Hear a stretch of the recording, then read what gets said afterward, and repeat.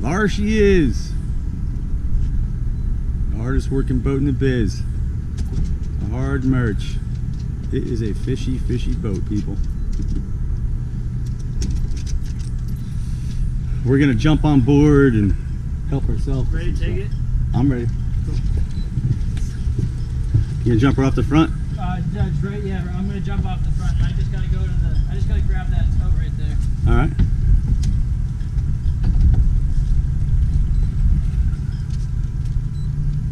Hope the owner isn't cranky.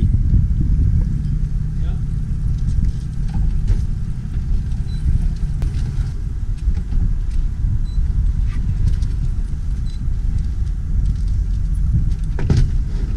That's what I keep Tommy around for, all the heavy muscle stuff.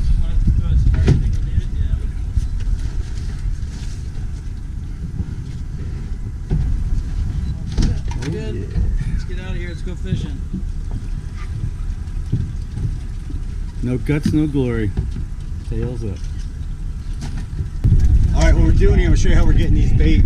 We just came here. We launched right over there.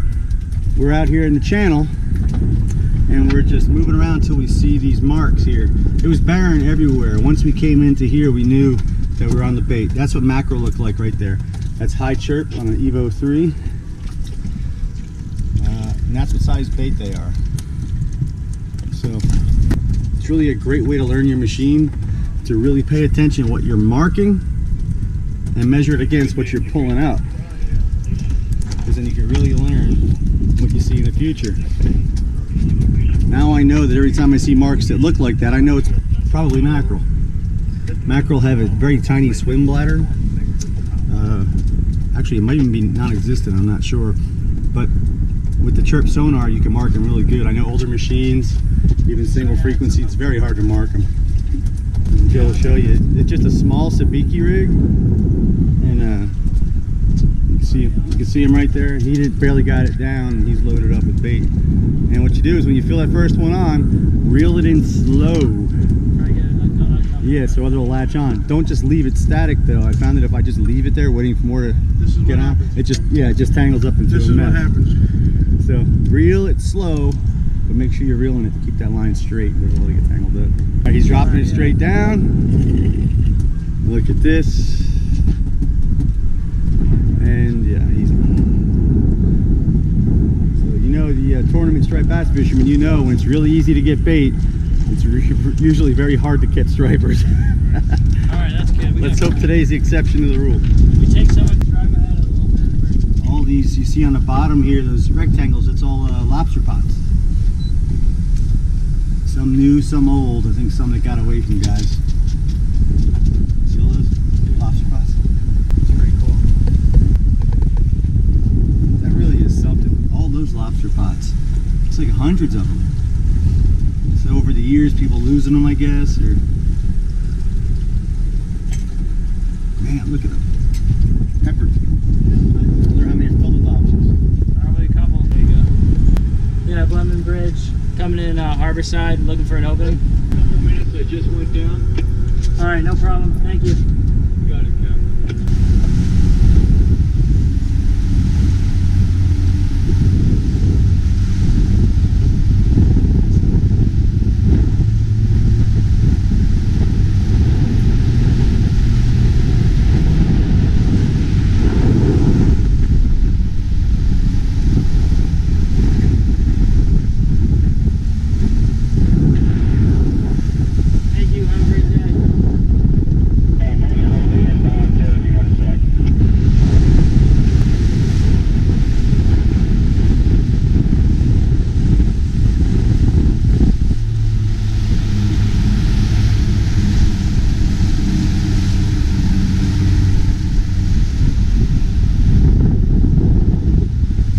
Show you something here real quick with our pressurized live wells.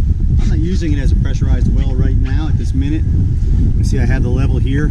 I can completely control the level of this live well. I can put 2 inches, or I can fill it all the way top, squeeze all the air out of it. But I'm gonna show you something pretty cool here. This is a Danco Venturi valve. I'm just gonna pop this over the supply line down here. See all the bubbles.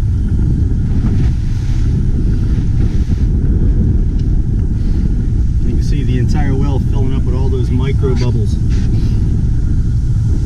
great little tool, especially if you're keeping real delicate baits, warmer weather baits, and you want to be able to keep them live, even by overloading this well. This Danco Venturi valve is a great tool to keep on the boat. All I did was put a piece of tubing on here. It's slightly larger than the supply pipe that comes into the well. I just pop it right on. That's it. What we were doing, we were pulling baits here with the trolling motor. We weren't marking fish anywhere. We came up this rock, we went from sand to rock, and kind of came up. And right in the bottom, that bowl sitting there, they were stacked up like cordwood in there. Lots of fish. The only fish we marked all day, and they were stacked up real thick. So I'm going to go back along my track here, and we pulled up all the lines. We're not going to use the trolling motor now. We're going to anchor up on top of them and chum right on them. So we'll see if we can see them come back up here on the screen. Look at that. Look at the fish finder. Yeah, off to our right. Big school, Joe. See him? Yep. All right, cool. Well, there's fish here.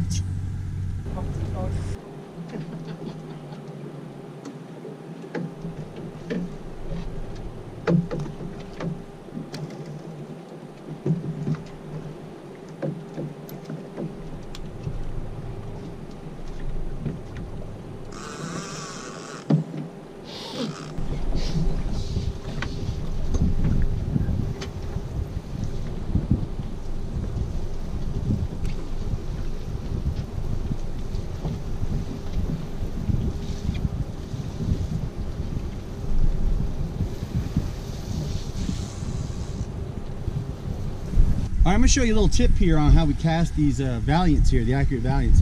Now, all the accurate reels have a true free spool. There's no magnetic backlash control or tension knob or anything on these. It's true free spool, which means it's a fast spinning spool and you can really get a backlash quick.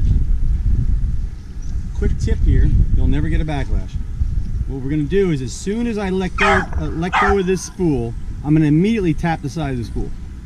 Immediately. This spool will hit full speed in a split second. It'll hit its highest speed right out of the gate and then slow down. So a lot of times you want to cast and then slow it down. This is the opposite. You're going to let off and then tap it again. I tap the side of the spool because putting it right on the line sometimes could bunch up behind and you can make a mess. So I'm going to show you here how quick. I'm going to do a short one. You just watch my thumb. As soon as my thumb comes off, it goes right back on. And I immediately just tap it to slow it down. Okay, show you one more time. I start off with my thumb feeling the side of the spool. Just get used to that. Always leave your thumb there until it's like a second part of your body here. As soon as I let go, I immediately tap the side and slow down. You can see when I let go, it wanted to bunch up immediately. Now another big tip here, I don't think you're ever going to see this anywhere. What I'll do is when I retrieve my line, I'll bunch the line up on the left side. And what that does, it gives me a little more room for me to get my thumb in there and tap that spool. Now I'm going to go ahead and give it a full speed cast here. Okay? I don't know if you can see my spool. I know Max is really excited. As soon as I let it go, I immediately tap. Now I slow it down. Okay, now when I retrieve, I keep my line on the left side. So when I first get out here, I'll do one or two nice long casts. Get the line bunched up on the left just a little bit. And look how much spool I have here now. So as soon as I let go, I tap the spool. Go out and make a 10-foot cast. Tap the spool. Make a 12-foot cast. Tap the spool. Just add 2 feet at a time until you're really comfortable whipping this sucker out there. This is taken to a new level right here. If you're used to using a magnetic drag, a magnetic backlash control, they work really great, but they've been hindering you. Use a free spool like this and get good with it. You'll cast further than you ever did in your life. Max is excited. What are you going to do? He's a fishing dog. He loves it out here. Good boy, Max. Man, I just can't believe how the fish... Oh, right here, right here. Whoa, back around. Oh, yeah. I just can't believe. He's a goodie. I'll leave the clicker on. Woo! That was a big chunk on that one.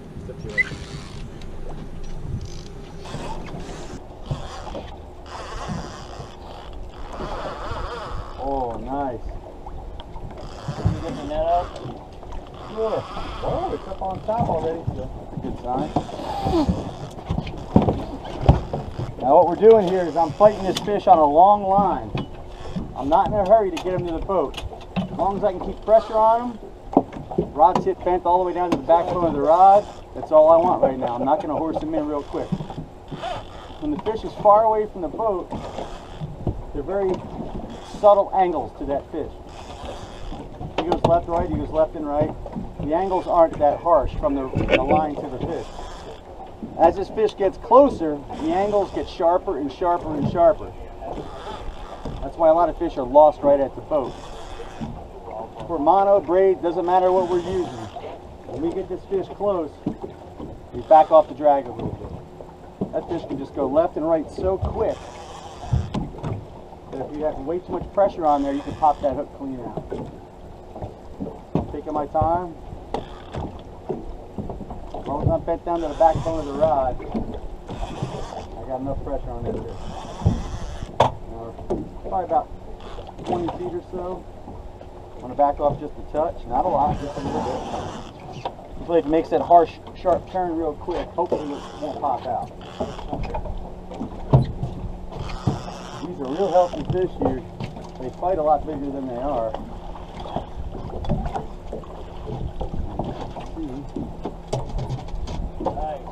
Not a giant fish. These are real healthy, hard fighting fish. Circle hook right in the corner, not even past the barb. Beautiful fish.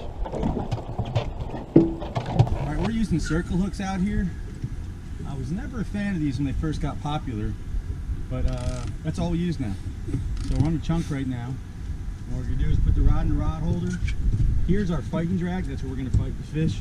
I always back it off a touch. When that fish first bites, he's going to go nuts. He's going to act the craziest, maybe try to stick his stomach out, turn. It's going to be crazy when he first bites. So I like to drag to be backed off just a touch. Also, if we don't back it off, we can't get it out of the rod holder sometimes. But this is the most important thing you can do with a circle hook fish.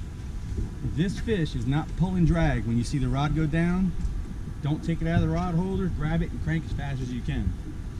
I love the way striper Steve says. It's a really good way to explain it. Grab the handle and get your elbow out. So you can, instead of this wobbling action. But anyway, if the rod is not loaded, I'm going to crank as fast as I can until that rod goes all the way down, until I hear click or the drag go out, and then I take it out of the rod holder. It's real important.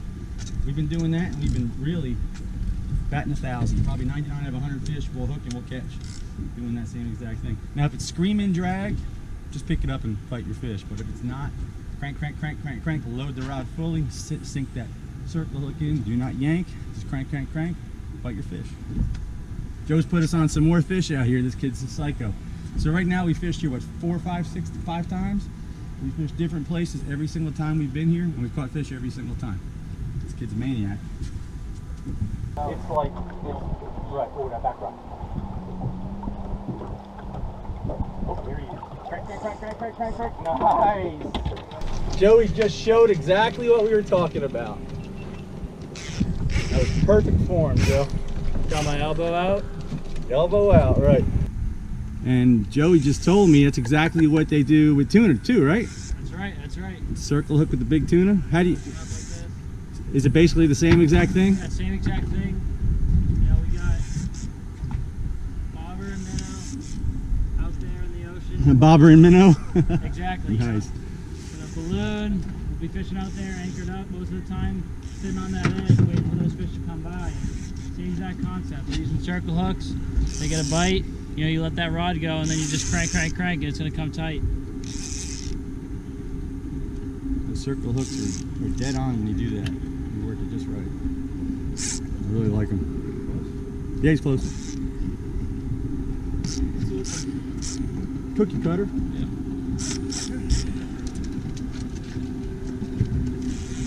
Which is all good. All good. Eventually, we're going to run into something nice. Alright, no more messing. He didn't fight till he got close to the boat.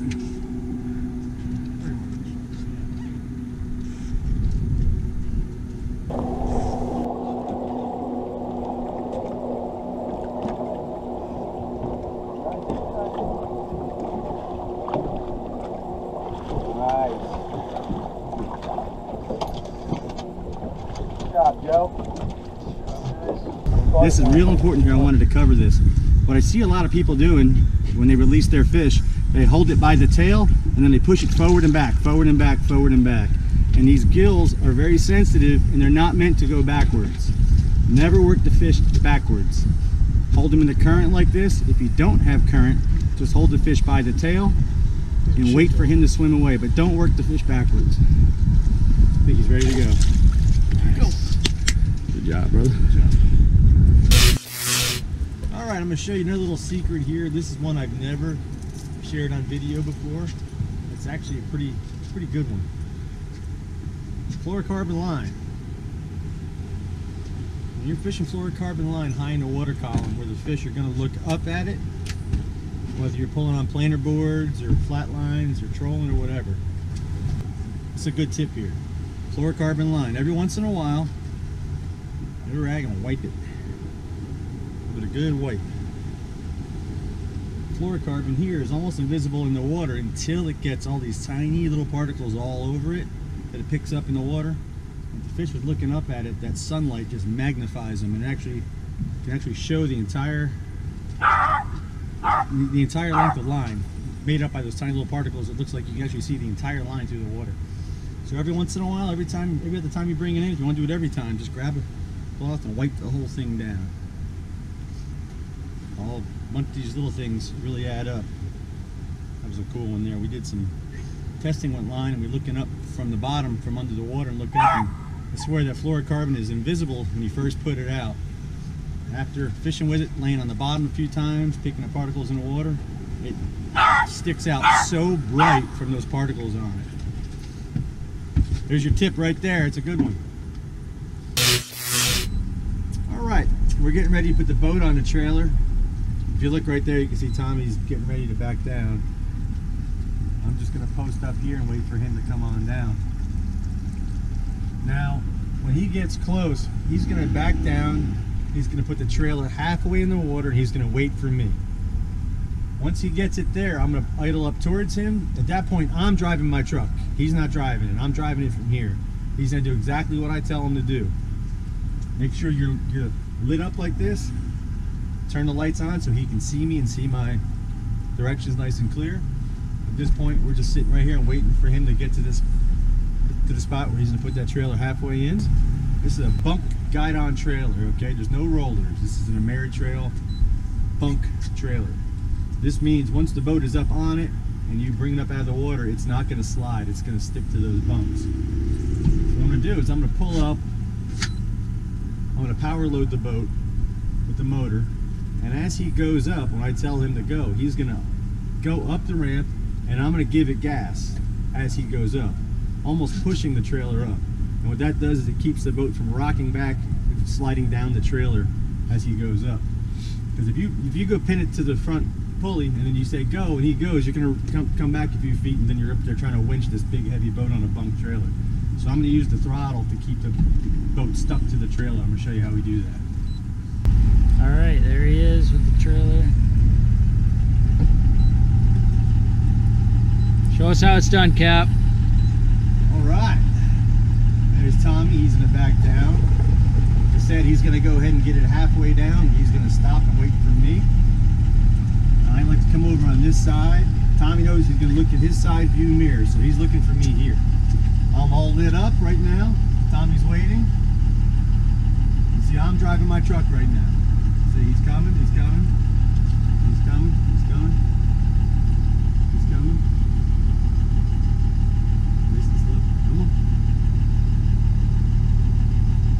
Okay, so I just drove the truck. Now he's going to wait for me. He will not move that truck until I tell him. Now we are going to power load, which means we're going to use the motor to push us up on the trailer. Now if you do this wrong, we could damage the ramp. If a lot of people do this all the time and they have the motor trimmed down too far, we could wash out all the sand and make a big hump. Now low tide people may hit that hump coming in and they got to re-dredge the whole ramp, so I'll show you how we minimize that. Go ahead and back way up. I mean, a lot of people, they want to do a little scissor thing. Back up, get a nice straight line. And Tommy He's, like I said, he's just waiting. We got our Smith guide-on post lights that really help with this. The CE Smith post lights. They're awesome. All right, he's waiting for me. I'm just going to go ahead and come in nice and easy.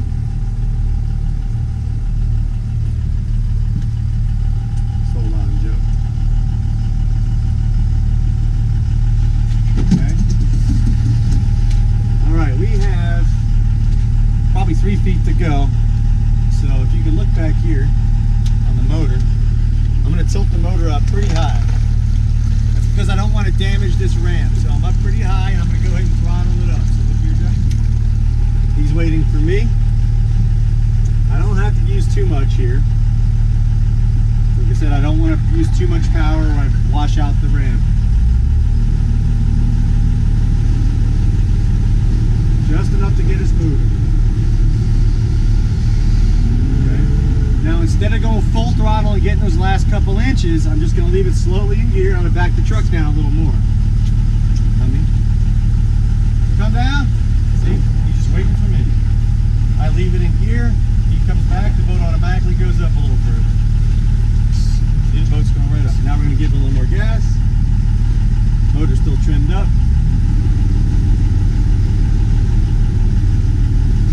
Okay. Now look here. I'm doing about 2,000 RPMs and I'm keeping it in forward gear. I'm going to give Tommy the go signal. Go! He's going to go. I'm going to leave it for a few feet. Then I'm going to back it off and shut her down. Now this is a bump trailer. I know this trailer really well. We didn't put the chain on right here, but when you do this, have the driver put the chain on before you pull up the ramp. Always play it safe. And that's it. No dilly-dallying in the water. No dilly-dallying on the boat. We're up here, everything is loaded, packed, and ready. All we gotta do is throw the straps on, get in the truck, and drive home. We loaded everything while we were out there.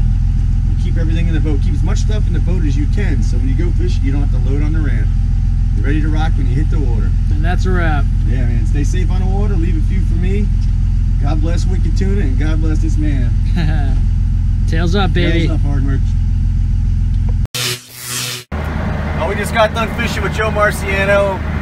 Took a little detour to go through downtown Boston. Figured what the heck, I mean, we are towing a boat, extremely tight roads, let's do that, right? So we just shot through some tunnels back there. I want to let you know, we are traveling East Coast looking for striped bass. If you've got striped bass, you call us so we can come catch them. There's no paycheck we won't blow, there's no woman we won't anger. If we meet a stranger on the side of the road, he's got little green things that twist and do funny stuff and catch a lot of striped bass, we'll buy them all. Just go on his word, because we will do anything to catch a striped fish.